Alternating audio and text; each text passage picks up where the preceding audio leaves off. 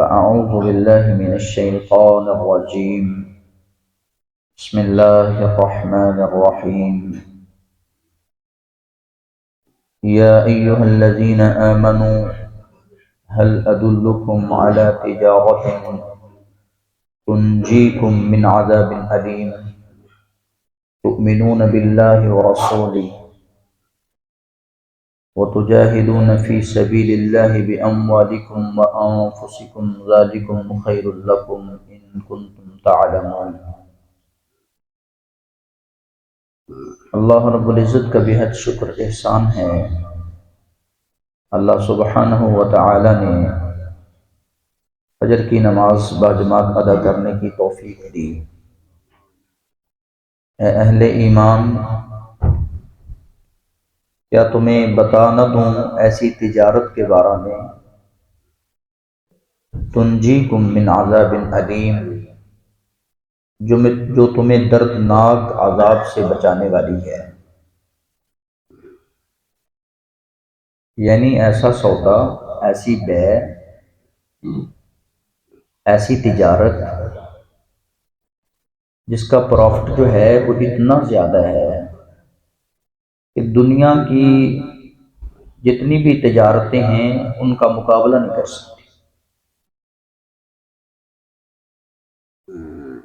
دنیا کی تجارت سے جو انسان کو فائدہ ملتا ہے وہ دائمی نہیں ہوتا، وہ عارضی ہے اور وہ ختم ہونے والا ہے. انسان پلاٹ خریدتا ہے، انسان کاروبار کرتا ہے، یہ چند دن کے پیسے، چند دن کی زندگی. قل متاع الدنیا قلیل، دنیا تھوڑی ہے، لیکن والآخرۃ لمن اتقی، آخرت متقین کے لیے ہے. اور ابقا، ہمیشہ ہمیشہ رہنے کے لیے ہے. یعنی ایسی تجارت ہے کہ جس میں انسان کو کوئی خسارہ نہیں ہے. دنیا کی تجارت میں انسان کو گھاٹا ہے، یہ اندیشہ ہوتا ہے کہ نقصان ہو جائے گا، خسارہ ہوگا.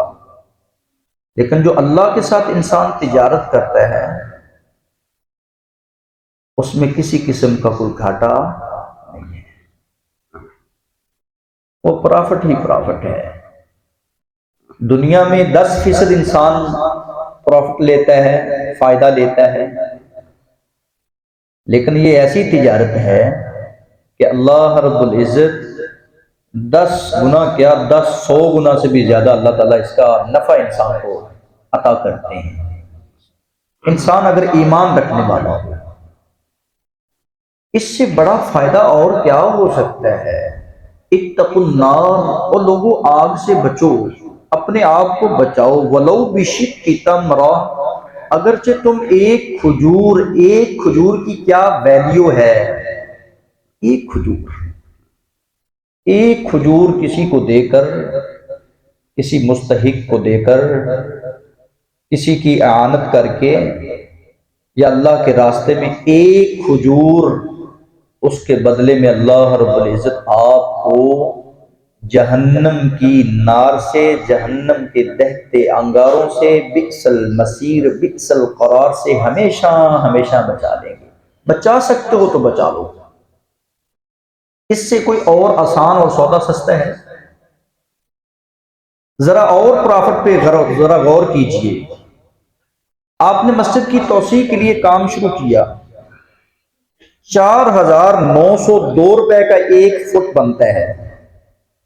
من بنا للہ مسجدا بنا اللہ لہ بیت فی الجنہ، جس نے مسجد بنائی، اور مسجد ایسے پیارے پیغمبر فرماتے ہیں کہ اللہ کا گھر بنانے میں اس نے اپنا حصہ شامل کیا، اگرچہ وہ چڑیا کے گھونسلے کے برابر کیوں نہ جگہ میں حصہ لیا ہو. اس نے اس کی تعمیر میں، اس کی ترقی میں، اس کی توسیع میں، اس کی آباد کاری میں تھوڑا سا بھی حصہ ملایا ہو. بدلے میں اللہ پرافٹ اتنا دیتے ہیں، بن اللہ لہ بیت فی الجنہ، اس کا گھر اللہ جنت میں بنا دیتے ہیں. جنتی محل اس خوش نصیب کو مل رہا ہے، اور جنہوں نے حقائق دیکھے ہیں نا، جن کے سامنے حقیقتیں واضح تھیں، جو پیارے رسول کے چہرے اقدس پر نظر دوڑاتے تھے، وہ دیر نہیں کرتے تھے پھر سودا کرنے میں، تجارت کرتے۔ ابو دہدا رضی اللہ تعالی عنہ ایک کھجور کے بدلے میں آپ نے فرمایا کوئی یہ ایک کھجور خرید کر جنت لینا چاہتے ہیں؟ جی ہاں اللہ کے رسول، میرا ایک باغ ہے جو بے شمار کھجوروں پر مشتمل ہے، اس میں پھل بھی بہت زیادہ ہے۔ اگر آپ کی زبان اطہر سے یہ بات نکلی ہے کہ اس کھجور کے بدلے میں اللہ تمہیں جنت دے گا، تو ابو دہدا سب سے پہلے سبقت کرے گا۔ رسول اکرم صلی اللہ علیہ وسلم کے جانثاروں میں یہ شوق اور جذبہ تھا کہ وہ لیٹ نہیں کرتے تھے۔ یہ بڑا عظیم موقع ہے آپ کے ہاں، اور آپ بڑے عظیم لوگ ہیں کہ اللہ رب العزت آپ کو اپنے گھروں میں آنے کی توفیق دیتا ہے۔ اللہ رب العزت فرماتے ہیں انہیں بتا دو هل ادلکم علی تجارت تنجیکم من عذاب علیم، کیا میں تمہیں ایسی تجارت کے بارے میں نہ بتا دوں جو تمہیں جہنم کی نار سے، جہنم کی آگ سے بچانے والی ہو، اللہ کے عذابوں سے بچانے والی ہو۔ بالکل ہر مومن کی یہ خواہش ہے۔ تو فرمایا تؤمنون باللہ، اللہ پر ایمان رکھو، اللہ پر یقین کر لو، یہ دنیا سے بدلہ نہ لینا۔ من کان یرید حرث الآخرۃ نزد لہ فی حرثہ، جو آخرت کی ہرس میں لگ جاتا ہے نا، جس کو آخرت کی فکر لگ جاتی ہے، اللہ اس کی ہرس کو، اس کے لالچ کو، اس کے خوف اور طمع کو زیادہ کر دیتے ہیں، اس کی لگن زیادہ ہو جاتی ہے، وہ ہر وقت کوئی موقع نیکی کا ہاتھ سے جانے ہی نہیں دیتا۔ نزد لہ فی حرثہ، اور جس کو دنیا کی لت پڑ جائے نؤتہ منہا، میں اس کو دنیا کا مال، کیونکہ اس کی دل کی خواہش ہوتی ہے، دل میں یہ وال ہوتا ہے، دل میں یہ تمنا ہوتی کہ مجھے مل جائے۔ اللہ کہتے ہیں تو نے دنیا میں مال مانگا تھا، میں نے تجھے دنیا میں مال دے دیا ہے، اب میرے پاس کچھ نہیں۔ تو یہ یقین کر لو، تؤمنون باللہ، ایمان باللہ، کہ اللہ رب العزت کے ہاں اس کا اجر ثابت ہے۔ اللہ رب العزت احسان کرنے والوں کے ساتھ احسان کرتے ہیں، اللہ اپنے وعدوں کی خلاف ورزی نہیں کرتے۔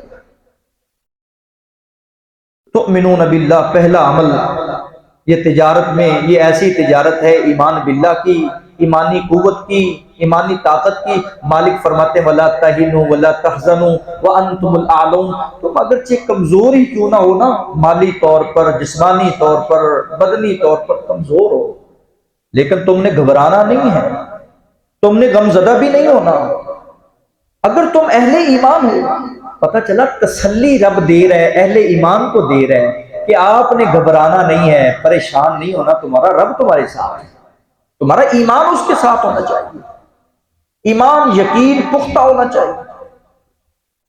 تؤمنون باللہ ورسولہ، دوسرے نمبر پر اس کے رسول جناب محمد رسول اللہ صلی اللہ علیہ وآلہ وسلم پر ایمان۔